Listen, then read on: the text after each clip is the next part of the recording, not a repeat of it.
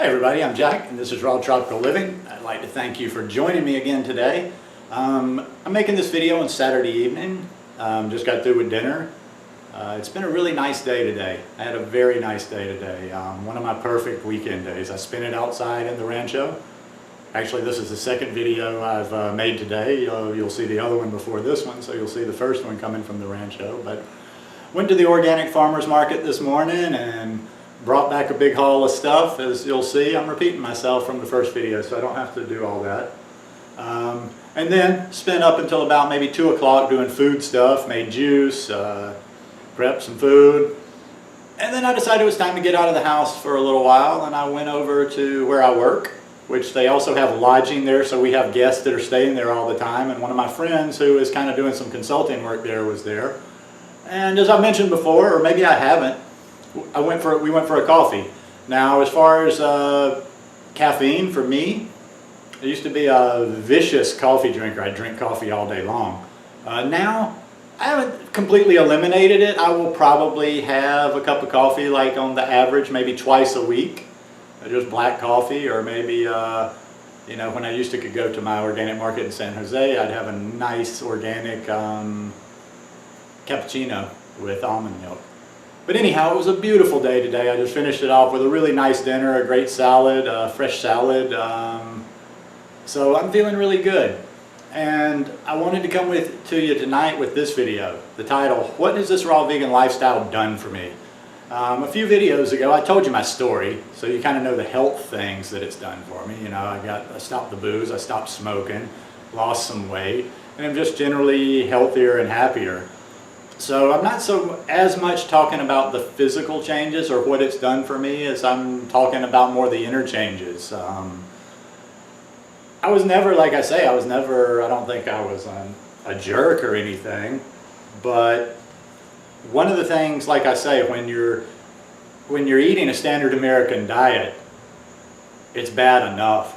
But when you're eating a standard American diet, you're drinking a lot of alcohol and you're putting, you know, nicotine, a lot of caffeine.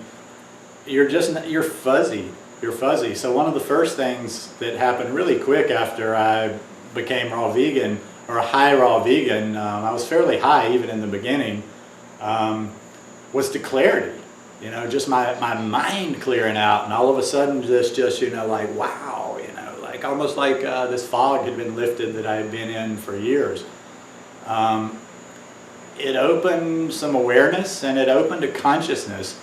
As I mentioned in another video a while back, talking about why I became vegan. I didn't become vegan for the animals, but it just opened up this wonderful consciousness and love for animals. You know, I can't walk outside now like the other day. Can't remember if I said that in a video already or if I just mentioned it in Instagram and somebody commented on it, but the other day I think I was talking to a bird. Not really. I'm not losing it here, but I mean, he was whistling and I was matching him pretty well, and the way he was responding, I stopped a couple of times and he stopped a couple of times.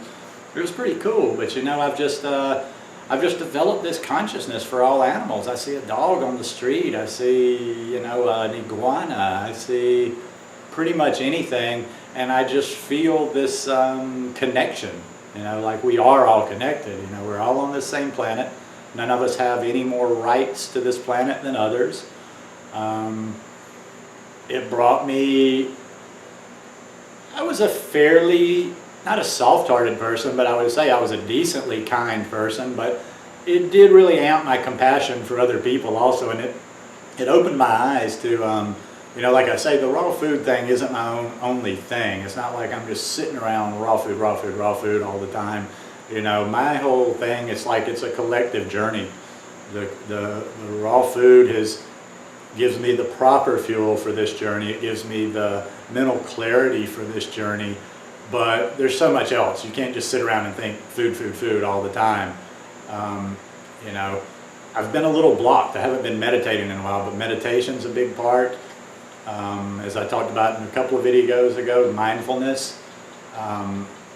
So it just allows me to open up my consciousness, my heart, my compassion for issues in the world that just I never paid much attention to before.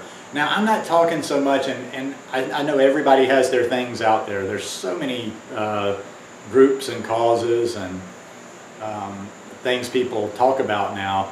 And I know they are issues, and a lot of it's political, and a lot of it has to do with the GMOs, and a lot of it has to do with chemtrails, and a lot of these things. But I'm going back to something basic that's been around. These are pretty new things that we talk about, and that's hunger.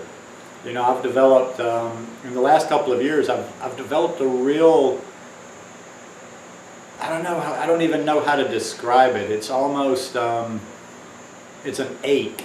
It's an ache somewhere in my body to know that people suffer, children suffer at night. This isn't something, we always, and even as a kid, even though you didn't mean to do it in a way, you don't know what you're saying as a kid, you even make jokes about the starving kids in Africa. Your mother tells you, to eat, clean your plate, or because there's starving children in Africa that would love it. And I remember it like a kind of a heinous joke. We used to always say, well, if they love it, want it so much, let them come get it. But so we've heard about these starving children in Africa and all over the world. I mean, there's hunger within Central America, there's hunger within South America, there's hunger in every corner of the world, there's hunger within the United States, the supposedly richest nation on earth, and there's people on the streets hungry. There's veterans on the street hungry. There's children on the street hungry. Okay, I'm not going to go into any political aspects of hunger, but that developed from me, and I don't know where this will go, but it's a direct, maybe not a direct, because one thing, you start getting a little clarity, you learn a little bit, you go here, your heart opens a little bit more, you see things differently, you develop these compassions, and hunger has just become a consuming thing in my life. Now, not to the point I'm not sitting around depressed. I mean, at this point, I'm not a rich guy. I live month to month. I pay my bills. I live okay. I'm thankful to God every day for what I have, a roof over my head. I eat all the time. I'm in good health. So I'm, nothing to complain about here. I don't need bling. I don't need a nice car. I don't need a big house. I mean, I've got my needs met. And there's a lot of people that don't. So somewhere down the road, that's something that I would really like to get involved in, and it would have never happened if I'd have stayed on the path that I was on before. I don't want to, who knows where this thing is going to go? Who knows where this channel is going to go? I hope to continue picking up followers. I hope people want to hear what I have to say, because if I can pull them in talking about the food, I will start addressing other issues soon that are part of our planet. It's like we tend to, if it's these people way over here, we tend to think of them as like not really being real. But if you think of it almost like, your family, you'd do anything for them. If you had food, you're not going to let your family go hungry. And that's all I think. And I'm not going to change this to just a totally thing on hunger. That's just kind of an example of one of the things and the kind of work and some work that I would like to do in the future. I mean, I blog, I've written for, I'm not anything special. I'm kind of a hack. I can put articles and blog posts together, but I've written sports. I write articles at the current job where I'm at. I've submitted articles before. And, maybe that's something how I could start out with not having a lot of money to travel or to do other things, is I've thought about even doing some writing for an organization for hunger. But there's also other organizations out there too. There's a couple of great animal rescue groups here in Costa Rica that I would like to get involved in at some point. But back to the point, none of this would have happened if I hadn't have changed my lifestyle. We don't want to get, sometimes, and I can be cynical, so I kind of watch what I say, because I'm like, are people going to be listening and looking at me and interpreting me the way I interpret some people? Sometimes I see people make these wild, big claims about the raw vegan lifestyle did this, and it's almost over the top. And I kind of think that's what it could sound like what I'm doing too, like how it changed me so much, but it really did. I mean, there's no mistaking it. I mean, almost 2 years into this. June will be 2 years. So now we're getting, we're getting about maybe a little over a month to my 2-year anniversary of being raw vegan. But just a little less than 2 years into this, I mean, it has changed me dramatically. It's changed the way I think. It's changed the way I look at other people. It's changed the way I deal with people. It's taken away. I wasn't an angry person. I was very much a sarcastic person, but I would flare up. I had a temper. It's taken the anger. It's taken any hatefulness I had inside of me away, more or less. And it's basically made me happy. I mean, if I had to sum it up in one thing, it's made me happy. And you know what?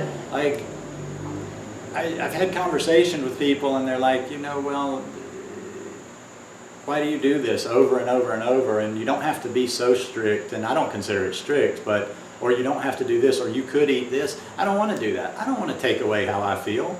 I don't want to take away what this has brought me to so far. I want to keep getting better. I want to feel even better in 2 years. I want to be be able to make more of a difference in 2 years. Anyhow, it's funny how when we go on a journey, we don't normally do that in the car. Usually when we get in the car and go on a journey, we have a place in mind where we're going. Well, on this kind of journey, it's taken a lot of curves, and you never know. You get here, you're going down this road, you think, okay, here's where the journey is, and it takes you this way.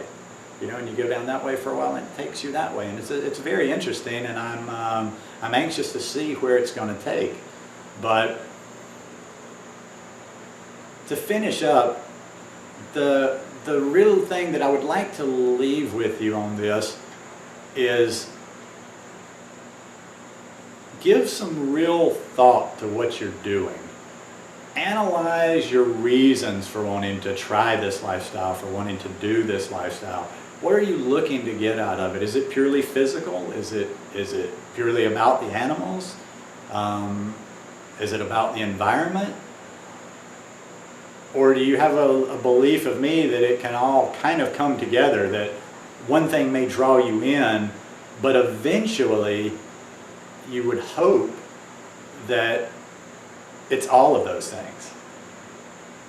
Anyhow, thanks for joining me this evening, and I hope you have a wonderful evening. I hope it's been a good weekend. This is probably, as I always say, this probably won't come out on the weekend. This probably won't come out till Monday or Tuesday. But anyway, thank you very much for joining me. If you like this video, please give me a thumbs up.